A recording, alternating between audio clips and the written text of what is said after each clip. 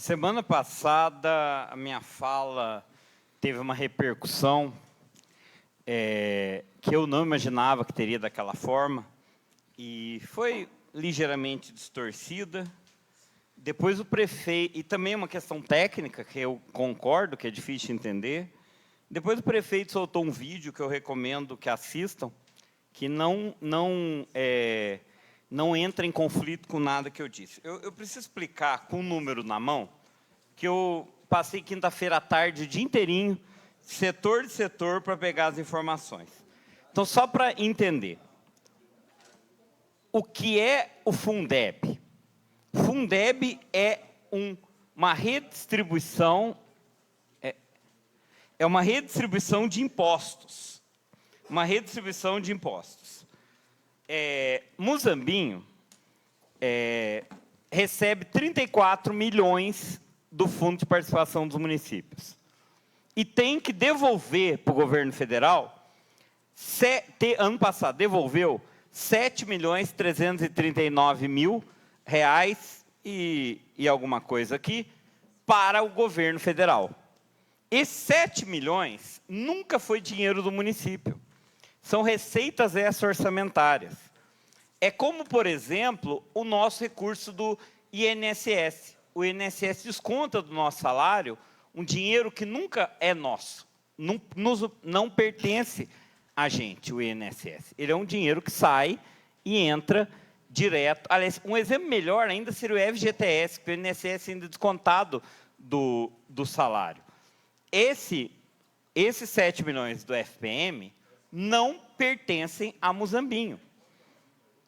É uma receita extra-orçamentária. O ITR, Muzambinho teve que passar 19 mil reais para o governo federal. O ICMS, Muzambinho passou 2.372.000. O IPVA, Muzambinho passou 1.450.000 para o Fundeb. E o IPI, 31 mil. Esse dinheiro, ele saiu das contas do município, foi para o governo federal, isso totaliza 11 milhões de reais. Muzambinho recebeu 12 milhões de reais do Fundeb, que é um valor menor do que deveria receber, se tivesse cumprido a condicionalidade 3. Eu me perdi aqui no raciocínio, porque mania de professor, às vezes, me distrair aqui com algumas coisas. Então, vamos lá. Falei com a Mariene, ela mostrou como funciona. Muzambinho realmente está recebendo menos do que as outras cidades, em algumas cidades, porque Muzambinho não cumpriu um negócio que é novo na legislação. Foi criada em 2019 uma lei que criou uma complementação da União chamado VAAR. Esse VAAR, Muzambinho tem que cumprir 5 condicionalidades. Muzambinho não cumpriu a condicionalidade 3 do VAAR, que significa que não atendeu ao critério da equidade. Depois vou explicar por que não atendeu o critério da equidade. Só que não é só Muzambinho. Eu listei algumas cidades, para vocês terem uma ideia. Olha as cidades que não cumpriram. Muzambinho, Guaxupé, Cabo Verde, Areado, Juruáia, Nova Resende, Monte Belo e Carmo do Rio Claro não cumpriram a condicionalidade 3. Municípios que cumpriram: Andradas, Botelhos, Bandeira do Sul, Alterosa e Guaranésia. Vocês podem ver que é um negócio que está mais ou menos meio a meio. O motivo do não cumprir o VAAR foi erros, não no censo escolar, conforme eu falei semana passada, talvez com certo descuido, mas pode ter acontecido descuido no preenchimento do questionário socioeconômico. Só para entender como funciona o VAAR. As crianças do 5º ano precisam preencher um questionário socioeconômico. Nesse questionário, as crianças podem levar para casa e os pais podem preencher, que pergunta renda familiar, raça, pergunta se a casa tem atendimento de água, de esgoto, pergunta, inclusive, quantos televisores tem em casa. E as crianças preenchem esse questionário e levam para a escola.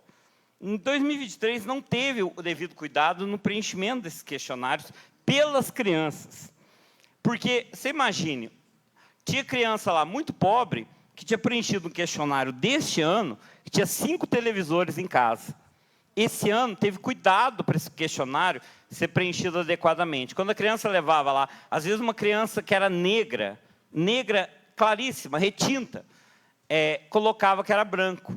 E aí, por causa, talvez, desse descuido nos questionários socioeconômicos, possa ter afetado o VAR. Mas eu falei possa, porque isso é uma hipótese. Por que que a gente levou ao erro? Porque semana passada eu conversei com o prefeito e o prefeito me apontou algumas coisas.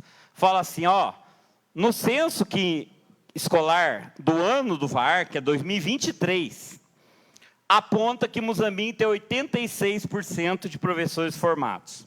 Só que Muzambinho tem 100% dos professores formados.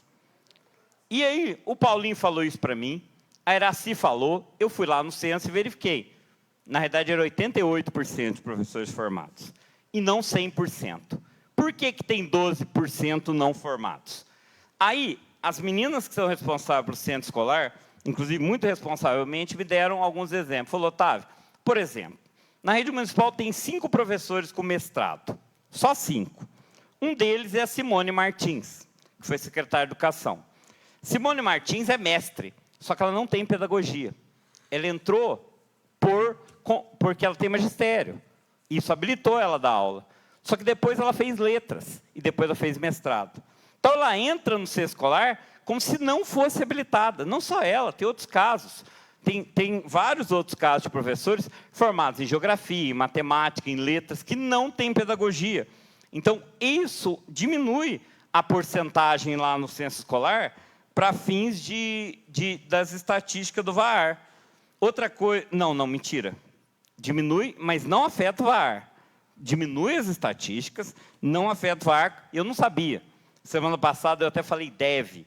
Não foi isso que não foi essa porcentagem que afetou a não recebimento do VAR, mas sim as provas que os alunos fizeram e os questionários que eles preencheram no ano de 2023, quando eles fizeram uma prova chamada SAEB, que eu falei muito ano passado sobre SAEB, sobre DEB, pelo menos 3 vezes, quero inclusive localizar os pronunciamentos. Outra coisa que achou estranho, o Carlão está aqui do meu lado, o prefeito falou para mim que lá diz que a escola do Retiro ela é abastecida por fonte. Está escrito lá, fonte, vírgula, rio. Mas é isso mesmo, não tem um poço artesiano, né, Carlão? É mina. E aí, quem interpreta, coloca lá, fonte, vírgula, rio, igarapés e não sei o quê. Então, isso não é um demérito, é água limpa, é água de qualidade, mas é água de mina, não é um poço artesiano. Então, veio um consultor que deu essas informações, eu chequei as informações e falei aqui, até com descuido, que isso poderia ter alterado o VAR, mas não alterou. Então, o censo escolar, de início, a gente achou que tivesse erro, não tem erro, e ainda que tivesse, não teria afetado o valor do repasse do VAR. Ano passado foi trabalhado o ano inteiro para aumentar as notas do SAEB.